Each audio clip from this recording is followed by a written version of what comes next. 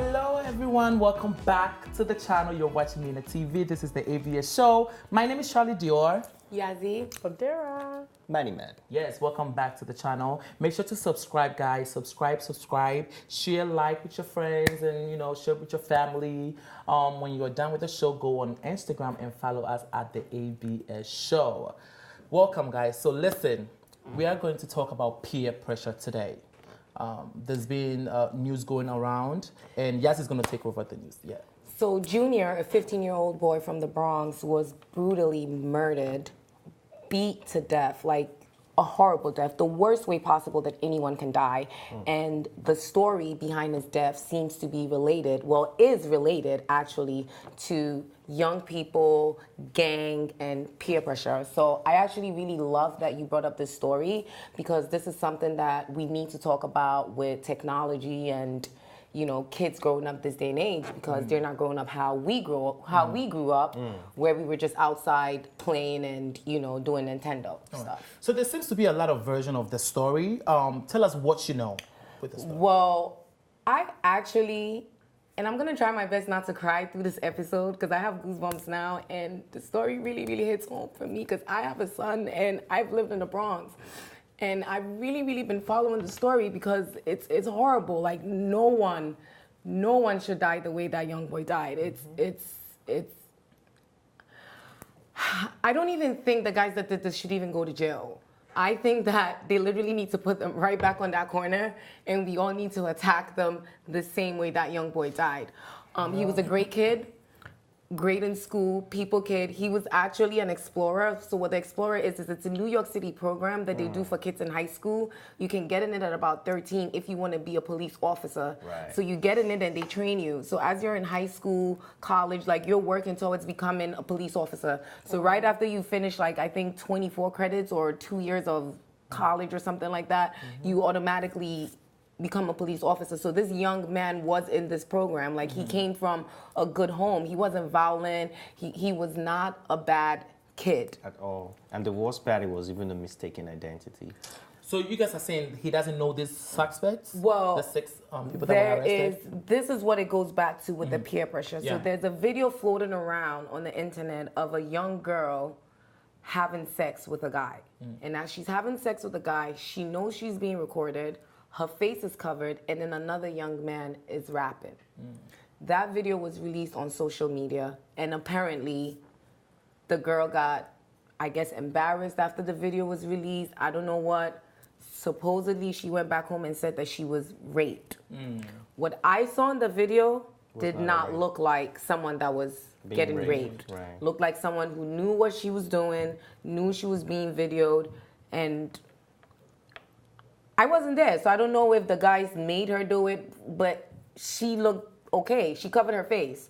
So maybe to her, my face is covered. Maybe nobody will know it's me, whatever. So apparently the girl's uncle or cousin, whatever, saw the video, got upset, and was looking for the boy to kill him. To beat the boy up, kill him, whatever the hell. Whatever. And apparently they live on 183rd and Bathgate. And I want to tell you that I lived on 183rd and Bassford, 1 block away from this crime scene. I lived here from 2009 to like 2012 maybe, in a private home that my uncle bought I've been in that corner store. So they're looking for the kid, and apparently on that block there were 2 juniors, and they actually really do look alike. So Junior was home, and to go to show the kind of kid that he was, somebody called him like, I need $5. And he told his mom that I'm gonna go and give the guy $5. His mom said, hurry up and come right back.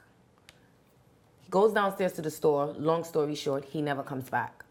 Now, this is the story that seems to be what is being told in the media and on social media. However, a week before this incident, another 14-year-old boy in the Bronx was also stabbed to death. And a stranger who was driving by saw him laid out bleeding. She had something in her car. She tied up his wound and drove him to the hospital, and he survived. Allegedly, it's the same men. Allegedly. Like, I've really been tracking the story, and Some pieces are matching up, some pieces are not matching up. I'm not 100% sure. So others are also saying that all that mistaken identity stuff is BS and that this is just a gang out attacking people and attacking people that cannot defend themselves. A 14-year-old and a 15-year-old boy. So Junior goes down to the store, a store where they knew him by name, where his mom shops, where they knew him. They drag him out of the store, stab him up. He goes back in the store to try to get help from a place where he knows. He goes behind the counter. The guy that works in the store literally throws him back. I don't want any problems. Puts him back in the street, and they stab him up. I haven't watched the video. We're not gonna post that video. I haven't even thought of watching it, but it's out there online somewhere if you want to watch it. Now, there are a couple of issues here. The first issue is the corner store did not even call 911. No. At all. They didn't help him. They didn't save him, which I think that whoever was in the store should also be prosecuted for this crime, because the least they could have done, one, was call 911, and then they could have gone a step further and locked the store. Locked to protect the store. That was it. Like, it's glass doors, you have shutters. They could have just locked the store. Other people are saying that you have to understand that they were probably scared. They have family members, and they were scared of getting attacked as well. But there were like 3-4 guys. And we all know that anyone that has a corner store in the Bronx keeps guns, bats. They protect themselves. Because it's not such a a safe neighborhood or whatever. Fortunately, they were caught on video because no one decided to help but decided to record everything. So they have a lot of video footage of these guys. One's mom turned him in. That alone goes to show how horrible the crime was. So now 8 people have been arrested, even though there were only 5 people that did the crime. 8 people have been arrested so far. More people are being arrested, and now they're crying. They're in the courtrooms with their head down, crying, and acting like they don't speak English. Yeah, they were first acting like they don't speak English, like they don't understand English, and later they start listening and crying. And I think the main issue here now is, okay, let's focus on these boys that have been arrested. We know about gang and all. So who's failing in the society? Who's putting this pressure on them to prove themselves? Because sometimes it has to do with ego. We can't say they're kids, they are little, they're not thinking for themselves, because not the least age there is 18 among all the boys. So, but let's talk about the peer pressure now. Yes. All right. So before we even dig into it, I want to know, what is peer pressure? Let's define it. What do you guys think peer pressure is? Peer pressure is pressure from like a group of friends or your age group, your mates, anybody around you at that part in your immediate environment, pressuring you to do something that you wouldn't ordinarily have done on your own, or something that you're hesitant to do. So whether it's, if you don't want to cross a bridge and a whole group of friends pressure you to cross the bridge, that is considered peer pressure. And it mostly comes from friends, your age group. And for me, most of the people that are easily being peer pressured to do things are people that are not strong enough, are my quote-unquote strong enough. Because for me, the way I was brought up, the way my mom spoke to me, the stories that I've heard, you can never force me to do something that I don't want to do. So, that also helps. These parents need to be in their kids' life, they need to be in their children's life, and tell them, when you do this, this is the consequences that will happen to you. That way they know, Let's just make this clear that peer pressure is any type of influence from people around your age group or people around you. So it could be positive as it could be negative. If all your friends, if you're graduating high school and all your friends are going to college and they keep talking about college, you would want to go pressured to also go to college. Right. So if you're hanging around a bunch of people that are all smoking weed, you might end up smoking weed. If you're around a bunch of people that are gangbangers, so it could be positive and it could be negative. But I think the most important thing as parents is to instill confidence in your child. Right. If you instill confidence in your child is confident and your child knows what they want and they know that they don't have to do certain things. I also think that you should expose your children to some negative things to a point.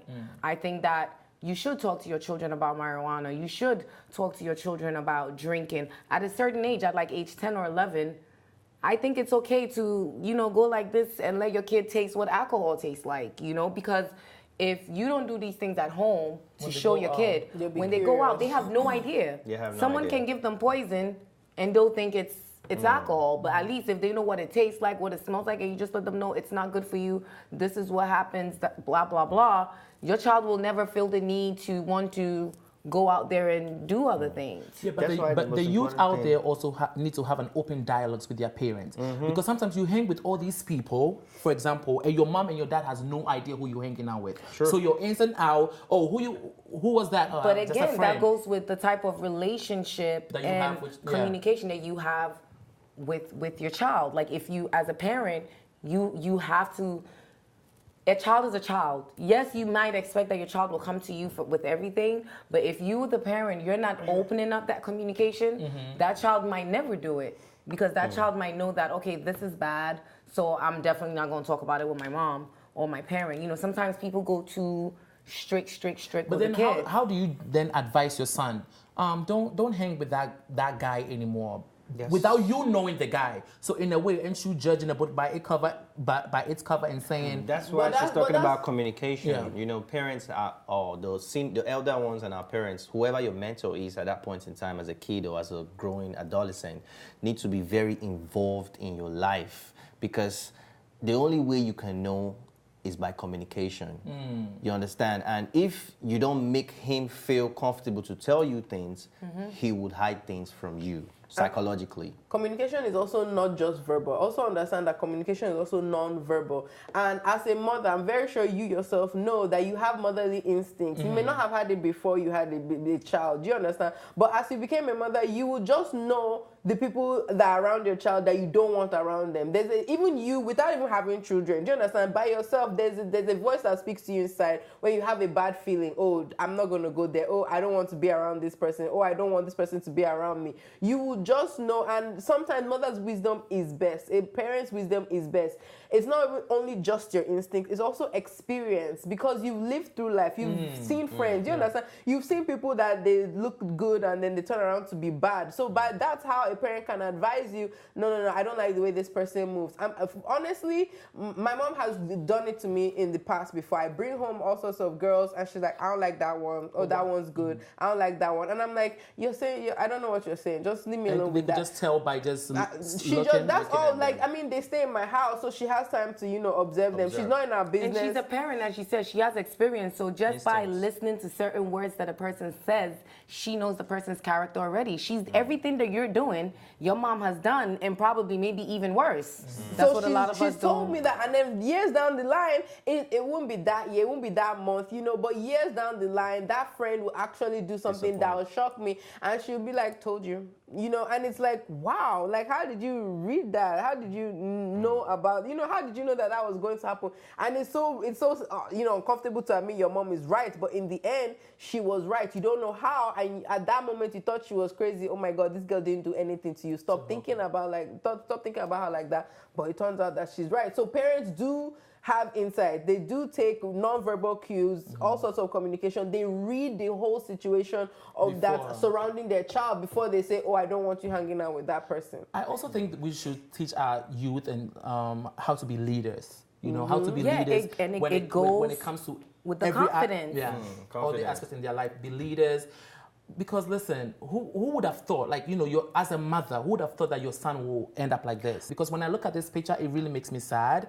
Like, I'm questioning who failed these young guys. Who failed them? Is it the society? Is it the parents? Is it the mother? Is it the dad? Who failed these kids? Because they need help, like you said. They don't need to be in jail. For me, they need to be in some kind of therapy. No, they need to be out on the street, and we need to attack them the same way they attack that guy with machetes and knives. And how do you attack? How do you? Okay, I'm gonna tell you. Okay, first of all, a gang, right? Most people that join gangs, it's either your dad was in the gang, your brother's already in the gang, so it's already like a family affiliation. So you already know by the time you're like 7, 8, like, I'm gonna be whatever gang member. And that's one of them. That's one. Number 2, of course, friends. Like your friend is in it, whatever. Number 3, some people need a feeling of belonging. Yes. If let's say that your mom is too old okay, let me not say too old. If let's say you can't relate with your family, you're always rebelling, you're fighting with your parents Your at dad home. is not there. Possibly, or maybe your mom is not there. It could be vice versa. You know, you're living maybe with your grandparents who can't really correlate or relate to you. You might end up joining a gang because it's a sense of family, like yes. belonging. Sometimes people actually also do it for safety reasons, that they live in such horrible neighborhoods that they feel like they need protection. As in, if I don't join this gang, this other gang is gonna come for me, and so on and so forth. So first of all, that's the first issue. That's why it boils down to, again, family and the parents, the schools, the teachers, like all of these things matter. The community even matters. Like in the Bronx, they're taking away all the boys and clubs. YMCA is expensive. YMCA is $125 a month. A year for membership, and then you also have to pay for the programs for your kids. Basketball is like $125 for 6 weeks. How many parents can afford that? You understand what I'm saying? We're living in New York City, where when you average salary $4,000 a month, but yet 1-bedroom apartment is $1,600. So if you're a mom with 2 kids, you need a 2 or 3 bedroom apartment. Already you don't have money. You have to work all these hours. You're not home to even watch what these kids are doing, or so it's a lot. It's not always the parents, the community, the society. You're absolutely right. As in, we have failed these young men, not just the parents, but the society, the community as well. I also want to give some background on how gangs started in America. Now, most of these gangs, especially with Hispanic or black gangs, which is usually the communities where you see gangs, right? They started as protection like groups, right? So when they started, exactly. So when they started moving into white neighborhoods, white people would be attacking them. So they would come together to fight back against the white bullies back then, you know. And I think I watched a documentary about this. So that's initially how they were created. And somehow different neighborhoods, different streets, different, blocks had their own gangs that were started to fight against all these white bullies that were, trying to intimidate them. And before you knew it, they started attacking each other. So I think what needs to happen is like a whole rehabilitation of the gang system, like letting them understand, okay, you're not fighting these people anymore. You're now allowed to live in these communities with white people. Nobody's attacking you. So why you don't attack each other? If you initially came together to be a community, then why can't you all be community? Do you understand? Why can't you all come together as brotherhoods, black, Hispanic? It doesn't matter anymore. So I think the society still owes them a lot of explaining to do. Like they've lost the way of what gangs initially were for before and now. And then it's like, why is there this violent aspect to it? Do you understand? Initially, yes, it was self-defense, but you weren't using guns because those people weren't using guns. The white people were not using guns either. It was just bullying. They would just, throw something at you, or like if your parents have a store, they'll throw something at the window, things like that. What brought violence into this? Listen, I'm not 100% sure what brought violence into this, but when it comes to this whole peer pressure thing, and when it comes to youth and everything, all of us as a society, we play a role. We play a role. And I'm going to lead this back to the video, which supposedly caused all of this. Even matters that young women feel like it is okay. I go on a girl's Instagram sometimes. She's 16 years old, and she has a selfie in the mirror. And you think it's peer pressure? It is not okay for a 16-year-old girl to have a swimsuit picture in the mirror like, that could never be my daughter. I will beat your freaking ass. I will beat your freaking ass. I'm going to turn on Instagram Live, and I'm going to beat your ass on Instagram Live, and ACS can come for me. Seriously. Oh, there was actually a video like that of the mother. She caught her daughter twerking for Snapchat. Yeah, the grandmother. So she was smacking her. She's like, she told her, tell your followers you're closing down your Snapchat. She's like, I'm closing down my Snapchat. And she's like, why? She's like, oh, because my grades are bad. No man gave her backhands. Like, you saw her head go like this. Like, oh, because I was twerking on Snapchat. Yeah, since you want to be a garden tool, I'm going to be, and this is why I always sit here and I always talk about like the rappers and the this and like it all, they all play a role in this young man's death. Not being held like responsible, but at the end of the day, that's the culture. It's an urban neighborhood. Urban culture is talking about gang banging. You have Cribs, Bloods, Snoop Dogg, Chris Brown, like this is what the kids that are growing up, this is what they're seeing. Yeah, because so, the society has failed in mentorship of these youths, because Yeah. these ideas or this stupidity didn't just come into them. They were not born into it. They found it in the society where they live in, and they decided to blend in so they don't feel left out. So the society has failed them, the rappers have failed them, the laws that have been set in place has also failed them, whether we like it or not. So I think peer pressure is more than even just the peers that they're, directly in contact with. Yeah. Even the social media is a form of peer pressure, like Yes. what you're Yes. saying. Because where else will a young 16-year-old girl get the idea to do? Because everybody else is doing it, and if I don't do it, I feel left out. Exactly. So I Listen. wanna, yeah. I have a thing that I always say. First of all, I'm not sending anybody nudes. I'm not even taking nudes. And sometimes I make a joke about it. I tell my friends, I say, if a guy asks you for nudes, go on Google. You Google sexy, if you're a Dara, Things will pop sexy, up. You gotta be sexy careful. yellow naked girl, and then you send that. Like how dumb are you to like put yourself on camera in an act like that? It's not dumb. They're being pressured. They're being Exactly. pressured. Come on.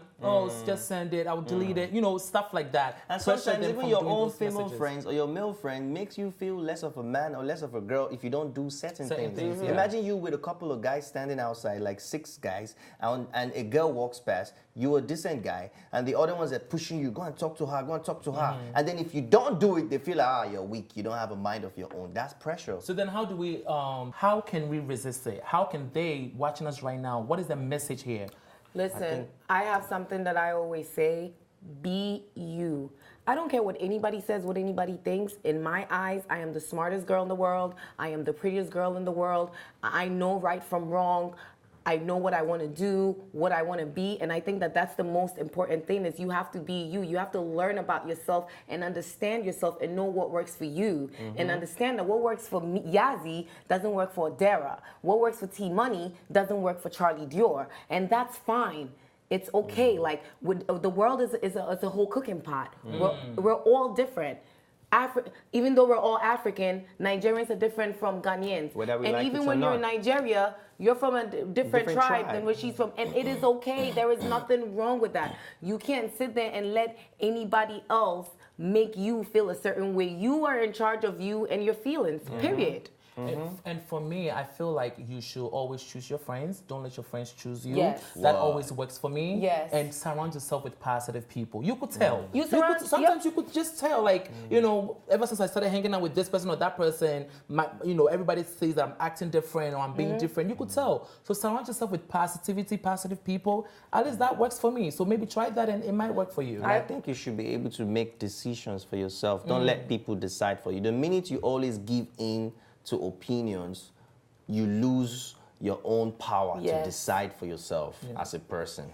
I think also we should I think we need to stop being politically correct about this, right? We need to identify that whether we like it or not, there are people that are stronger than others, there are people Yes. that are weaker than others. And I think the positive, strong people in our society need to identify those ones that are weak and guide them the right way. Do you understand? Because like you said initially, not all peer pressure is bad. Sometimes peer pressure can be positive. Yeah. So when there's when there's a more positive, stronger force around and you identify that this person is weak, oh, go and do this thing, and this person is going there, then you that has good intention should try to direct the person away from negativity. Try to help that person. I think that's where your society really is, when we're all helping, all hands are on deck to make sure that, oh, I don't want you to fall in the hands of these people. Those people are not good. I'm going to, whether it's silently, whether it's more direct, I'm going to make sure I steer you away from those people. Since I know that you're easily influenced, let me push you to people that are going to positively influence you. Right. Yeah, we need more great mentors in our society, more black,